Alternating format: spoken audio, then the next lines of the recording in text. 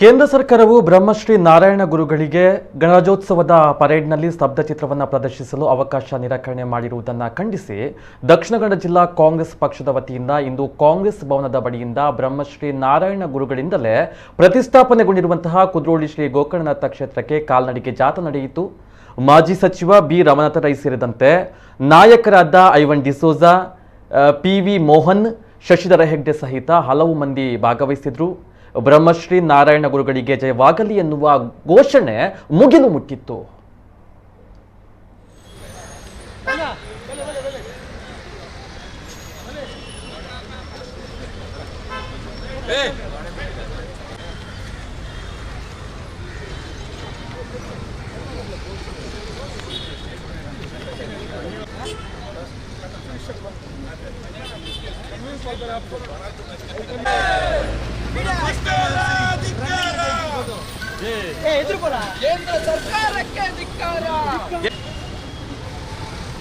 ನಾರಾಯಣ ಗುರು ಅವರಿಗೆ ಆದಂಥ ಅವಮಾನವನ್ನು, ಅದು ನಮಗೆಲ್ಲರಿಗೂ ಆದಂಥ ಅವಮಾನ, ಇಡೀ ಪ್ರಪಂಚಕ್ಕೆ ಆಗಿರ್ತಕ್ಕಂಥ ಒಂದು ಅವಮಾನ. ಮತ್ತು ಇಡೀ ಪ್ರಪಂಚ ಇವತ್ತು ಯಾವಾಗ ನಾರಾಯಣ ಗುರು ಅವರ ಶಬ್ದ ಚಿತ್ರವನ್ನು ನಿರಾಕರಣೆ ಮಾಡಿದರು ದೇಶದ ಪ್ರಧಾನಮಂತ್ರಿಗಳು, ಆವಾಗ ಪ್ರತಿಯೊಬ್ಬರಿಗೂ ನೋವು ತಂದಿದೆ.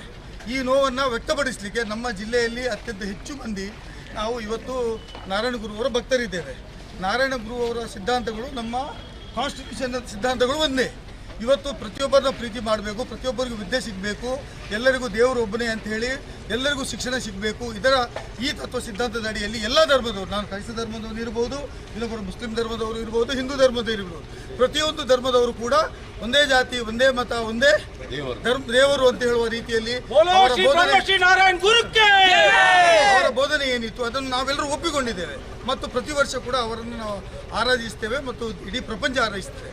ಆ ಸಂದರ್ಭದಲ್ಲಿ ಅವರ ಕೊಟ್ಟಂಥ ಶಬ್ದ ಚಿತ್ರವನ್ನು ಇವತ್ತು ನಿರಾಕರಣೆ ಮಾಡಿದ್ದು ಯಾವುದೇ ಸ್ಪಷ್ಟೀಕರಣ ಜಿಲ್ಲಾ ಉಸ್ತುವಾರಿ ಮಂತ್ರಿ ಕೋಟಾ ಶ್ರೀನಿವಾಸ ಪೂಜಾರಿ ಒಂದು ಹೇಳ್ತಾರೆ, ಕನ್ನಡ ಸಂಸ್ಕೃತಿ ಸಚಿವರು ಸುನೀಲ್ ಕುಮಾರ್ ಅವರು ಒಂದು ಹೇಳ್ತಾರೆ, ಆಚೆಯಿಂದ ರಾಜ್ಯ ಸರ್ಕಾರ ಒಂದು ಹೇಳ್ತಾ ಇದೆ, ಅದನ್ನು ಮತ್ತೆ ಇನ್ನೊಬ್ಬರು ಒಂದೊಂದು ರೀತಿಯಲ್ಲಿ ಮಾತಾಡ್ತಾರೆ. BJP ಅವರಿಗೆ ಯಾವುದೇ ತತ್ವ ಸಿದ್ಧಾಂತದ ಅಡಿಯಲ್ಲಿ ನಂಬಿಕೆ ಇಲ್ಲ ಅಂತ ಹೇಳೋದನ್ನು ಸ್ಪಷ್ಟವಾಗಿ ತೋರಿಸಿದ್ದಾರೆ. ಹಾಗಾಗಿ ಇದು ಬೂಟಾಟಿಕೆಗಾಗಿ ನಾವು ಇಲ್ಲಿ 3 ಕಿಲೋಮೀಟರ್ ನಡೆದುಕೊಂಡು ಬಂದಿಲ್ಲ. ನಾವು ನಡೆದುಕೊಂಡು ಬಂದಿರ್ತಕ್ಕಂಥ ನಮಗೆ ಆದಂಥ ನೋವನ್ನು ಸಮಾಜದ ಮುಂದೆ ಮತ್ತು ಗುರುಗಳಿಗೆ ಆದಂಥ ಅವಮಾನವನ್ನು ನಾವು ಸಾರ್ವಜನಿಕವಾಗಿ ಇದನ್ನು ಖಂಡನೆ ಮಾಡ್ತೇವೆ ಅಂತ ಹೇಳುವ ರೀತಿಯಲ್ಲಿ ಬಂದಿದ್ದೇವೆ. ನಾವೆಲ್ಲರೂ ಈ ಒಂದು ಶಬ್ದ ಚಿತ್ರವನ್ನು ಮತ್ತೊಮ್ಮೆ ಅವರು ಅದನ್ನು ಪುನರ್ ಪರಿಶೀಲನೆ ಮಾಡಬೇಕು.